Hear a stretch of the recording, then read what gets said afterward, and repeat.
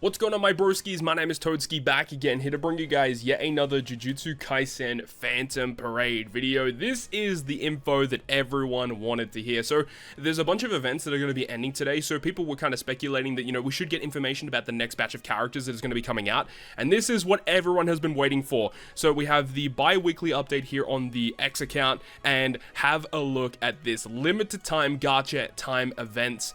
Let's have a look. Let's go from top to bottom and break this one down. We have Phase 1, Phase 2, and Phase 3 of Jujutsu Kaisen 0 film banners. This is finally what we've been waiting for. So we have Phase 1, which is going to be coming after the maintenance on the 22nd until the 25th, where we have the bunch of SR characters. I believe there's SR Maki, Panda. There's a whole bunch of SR units. So I know a lot of people are probably going to skip this one. I would advise to skip this one because we can go over here to the 24th of November. Finally, YUTA is going to be debuting in JJK Phantom Parade. This is what everyone's been waiting for. Save your cubes. This is exactly the reason why. This unit is one of the best units in the game, and even on Japan standards, who's like a year ahead of us, this character continues to be one of the best characters in the game. This character also does not rerun, or at least has not rerun on Japan thus far. So this is the time to get the character. So honestly, this might be the best time to reroll. You get I'm pretty sure you still will get your guaranteed SSR ticket. You can permanently reroll for Gojo and get this guy, and you're off at the races. So that's crazy that we're finally getting him announced. And of course, he is a lot earlier on global than he was released on Japan. A little bit further on, there's some events here as well that are going to be coinciding with the gacha releases. And then there is Phase 3 with Geto. So we're going to be talking about all of these, or these two specific SSR characters, and exactly like what they do. Because I know a lot of people have probably already broken down what these characters do, but we're going to go ahead and have a look for ourselves. So here we have YUTA, who is a red unit. He is a red DPS. His characteristic says whenever he performs a black flash, he increases his own black flash rate for 3 turns. Have a looking at his skills. Actually, let's start off at his passive skill. Let's have a look at the auto skill. So, at the start of each turn, if an ally's HP is 60% or below, and you have 10 or more cursed energy, then it's going to give everyone 25% HP recovery, excluding himself, and it also decreases his own cursed energy by 10, which is why it does the check first. It checks, do you have 10 or more? If you do, it will go ahead and reduce your own cursed energy by 10, but it gives everyone a heal, whilst also giving taijutsu and jujutsu damage increase, and filling his own ult gauge by 200. And this really cool effect of providing everyone with a heal and everyone getting damage bonuses and filling his own ult gauge can occur up to 3 times in a battle.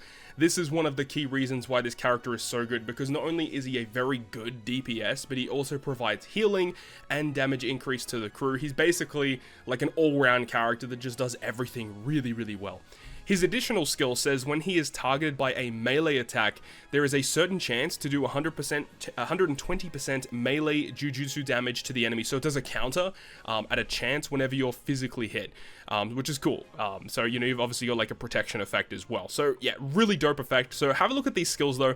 Let's have a look at the max level. So the first skill is 180% melee taijutsu damage to the enemy. So nothing really crazy there.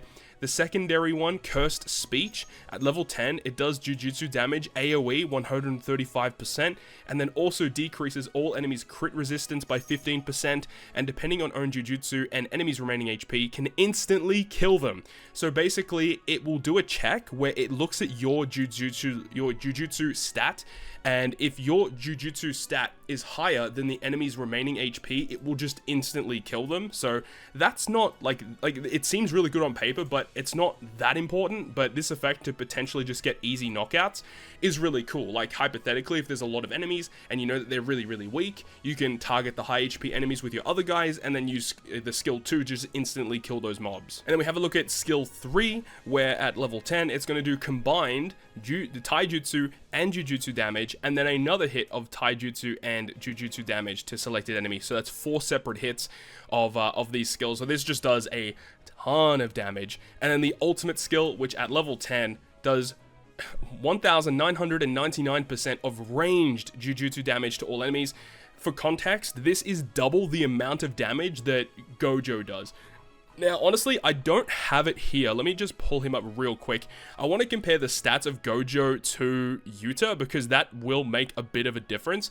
Because while Gojo has a less multiplier, his stats are just really inflated, which does make a big difference when you're doing the calculation. So he does Jujutsu damage, of course, and his Jujutsu cursed technique is 338, whereas we go over to Yuta's, his is 270. So obviously, when you counter that, like Gojo has more stats, but even when you calc that in, the fact that this is doubling the multiplier is crazy. But it not only does that, it will also increase your own taijutsu and jujutsu damage by 20% for 4 turns, but for those 4 turns you can't fill your ultimate gauge. So basically, after you use your ult, it's a huge nuke of damage to all enemies, gives you a bunch of buffs for 4 turns. You can't charge your ultimate, but it does allow you to just spam these skills, which will then also get additional damage on top of it. So you got to remember, just doing a ton of damage whilst also buffing all of your characters, buffing his own stats, and potentially providing heals to your whole crew.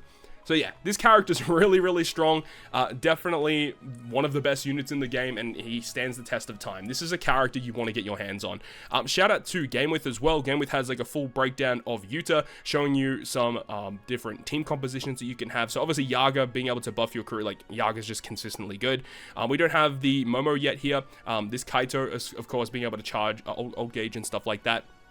And then you've got like another team here, which is just like kind of a more balanced team. This first team is basically making YUTA do as much damage as possible, whereas this one is a little bit more balanced, where, you know, you've got a couple of DPSs here. And then in terms of the recollection bits, so there's quite a lot of recollection bits that you could be running. Non-standard, of course, is really good, but of course, if you're running him with Gojo, there's that. There's the Pride one, which is the free-to-play one. This one is fantastic, by the way. Super good, especially if you're just going up against the boss and you need to beat one enemy. This is fantastic. Being able to double stack it is fantastic. The adult time, another really good one too. The free-to-play solo camp from the secondary event, the exorcism battle, another really good one to be using. The demonic cook, let him cook. Small pleasures as well allows you to get more cursed energy, of course, which is going to be important for YUTA. So yeah, there's a lot of good ones here. And then here's the priority of skills and like what you should be leveling up first. So of course, their ultimate skill is probably where you want to be investing the most of your cursed crystals. And then in terms of other ones, like you got skill 3, because after you use your ultimate skill, you pretty much want to be using skill 3, which does as much damage as possible, where you're doing taijutsu and jujutsu damage, both of which are buffed after using the ultimate skill. So that's where you want to be going with that. Skill 3 is something that they also suggest as well. They don't really suggest leveling up skill 2 all that much, but, you know, because as I said, you know, the effect to, you know, insta-kill something is just not that relevant. It can be relevant, but it just sounds really good on paper, but it's really not as powerful as you really think. So there's that. So that's what they are suggesting, and of course on GameWith it gives you a breakdown in terms of what materials you need in order to get it all the way up to grade 8. And of course Japan do have further grades increased, but definitely want to get prepared for YUTA, so go ahead and get these materials farmed up. So as we talked about as well, there's going to be a secondary character debuting on the 29th, which is Geto. Geto is not as hyped up as what YUTA is, but saying that, Geto is still a very solid unit. So he is a blue attacker, which is the same role as the current Gojo in the game. So his characteristic says at the start of each turn, he recovers 20 cursed energy, which is really strong actually, very powerful effect to get access to. Let's have a look at his auto skill. Absorption. Whenever you defeat an enemy, recovers cursed energy by 10. That's actually really strong. The more enemies defeated at once, the greater cursed energy recovery. So that's nice. So he is all about generating cursed energy as much as possible, which is good because it does allow you to then use your skill 2, your skill 3 much more often. So let's have a look at his skills. The first skill, it does melee damage to a selected enemy. When you have higher cursed energy, you get a higher crit boost. That's interesting too. So all about charging your cursed energy as much as possible. And remember, every time you kill something, you get more cursed energy. At the start of each turn, you're also generating more cursed energy. His skill 2, it will do ranged jujutsu damage to the selected enemy for 3 hits.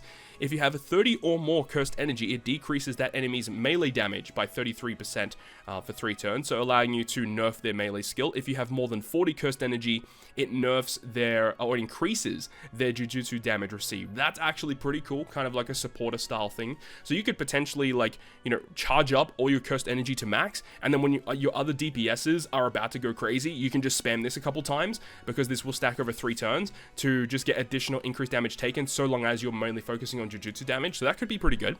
And then his skill 3 will do ranged Jujutsu damage to all enemies, so it's an AoE hit, and then with high cursed energy, the greater damage boost. Okay, so again, you could just charge up your cursed energy, and if you want this guy to be your DPS, then, you know, you just use skill 3 when you have max cursed energy. So yeah, it's interesting. Obviously not as powerful as what YUTA is, because YUTA just does everything, whereas this guy's kind of like a very niche specific role. And then his ultimate skill will do, oh, that's really not much damage, only 329% ranged Jujutsu damage to all enemies. When you have high cursed energy, you get more damage, reduced own cursed energy to 0 when you perform the ultimate skill. So it is not listed here, but I would really like to see what the range, like what does this actually go up to, because that will actually make a difference into whether or not this guy's actually good or not. Because on paper, this character seems fine, but he definitely feels like he's lacking, you know, when you compare it to what YUTA does. It's like night and day difference. It all comes down to what that damage is. So let's go over to the game with page. I'm really wondering if on game with they have multipliers for this guy. Let's go ahead and have a look. So in terms of builds, the strongest party, they're partnering him up with YUTA, of course, because this guy can potentially be DPS, as well as providing some abilities to nerf damage that the enemy does, or increasing the amount of Jujutsu damage that your team is doing. Let's go over to the recollection bits. So again, you know, pretty standard stuff. This one's interesting. We do have this one. It recovers HP and cursed energy. So being able to recover cursed energy would be the recollection bit you would want to use with Geto, because his whole kit is basically revolved around that. So that's what you would want to be doing. In terms of the skill priorities, they definitely, well, in terms of the enhancement ones that you should be using, they're saying definitely a buff skill 2. That is the most valuable one. If we go back to that one was where it does damage to the selected enemy for 3 hits, and then depending on how much cursed energy you have, it will do either increased damage or it will do decrease the enemy's damage. So yeah, this is obviously very powerful, being able to be more as a supporter rather than the DPS. This would be very valuable to have, and then focus on the ultimate skill and then skill 1. Let's go ahead over to the ult. Does it actually have a breakdown of what it does? It doesn't actually mention it here. In terms of, like, at level 10, the more cursed energy you have, how much damage is it actually doing? Unless if it's literally like it's 329%, that's at maximum, and then it scales down from there. If that's the case, then that's actually terrible, but look, it is what it is. And of course, you can go ahead and pick up all of these materials that you need in order to get him. But I know that a lot of people are probably going to use all of their cubes on YUTA, so I don't expect many people to probably pick up Geto. I feel like Geto probably is skippable compared to YUTA, but it is what it is. Of course, this is not the only piece of information that we had on the social media. Let's have a look at this. So we have a limited time mission, and this is going to continuously get updated every week, it looks like. So this is going to be ending on the 19th of December, so the 22nd, and then the 29th, and then the 6th of December, and then the 13th of December will be the final update for this one. So we'll see. I'm not exactly sure what this event will entail, but I'm sure it's going to have a bunch of, you know, cubes, bunch of JP, bunch of, you know, level up materials, cursed objects, you know, probably all that kind of good stuff. What else do we have here? We have some additional login bonuses. So with every banner that is going to be dropping, we get a bunch of stuff. So during this event period, logging in will grant you luxurious rewards, including cubes. And then on the 22nd, we get an event memo gift, where it says, during the event period, logging in will grant you recollection bits. We don't know what kind of recollection bits. Hopefully, you know, they give us some tickets which can guarantee us some, like, SSR recollection bits, because some of those are absolutely insane, and we would love to pick them up. On the 24th, which is the same day that YUTA comes out, we get a secondary login bonus. And then on the 24th, again, the same day that YUTA drops, it says, during the event period, logging in will grant you a designated gacha ticket times 10. Okay, so we get a free multi-pull on the YUTA banner. That's awesome, because a lot of people are not going to have cubes, so or that will have less cubes than, you know, if this character came out when he was supposed to come out. So I think that that's a fantastic thing to do. And I guess another thing I should probably mention, a lot of people were complaining at the fact that, you know, with all of the events that Global has been releasing, we haven't really had an opportunity to like get a lot of materials because we just don't have enough stamina. Now they have mentioned that for this next upcoming event period, for the next week, they're having a login bonus which is going to give us stuff every single day. So on the 22nd, we get 5 stamina refills, and then on the 24th, 2 days after, another 5 stamina refills, which is exactly what we've been asking for, because we have so many events. They've given us 3 events over the last week, right? And we just don't have enough stamina to farm everything. So this is awesome. It would have been nice if it came a little bit earlier, but hey, better late than never, right? So we're getting 10 stamina refills for free on top of, 400,000 of the red orbs. We have a bunch of the blue orbs. We've got some JP, so this is awesome. So really love that they're doing that. And then, of course, we have the same thing, the gacha ticket gift on Phase 3 when Ghetto comes out. So there's going to be people out there that will literally get the new characters for free off of these tickets. So shout out to you guys, because I'm sure that will happen to a lot of you guys out there. So that is the information that we have right now. YUTA is finally dropping on the 24th of November. So mark it down in your calendars. A lot of people are going to be excited about this one. You can skip Phase 1. No one cares about that. But when Phase 2 drops, that's when shit's gonna go crazy. Alright, so that's gonna wrap it up for me. Thank you so much for watching the video. Hopefully you enjoyed it. If you did, make sure you go ahead and leave a like. And if you want to stay up to date with all the content I post, including more JJK Fan Parade content, make sure to go ahead and hit the subscribe button down below. On that, guys, I'll see you guys within the next video.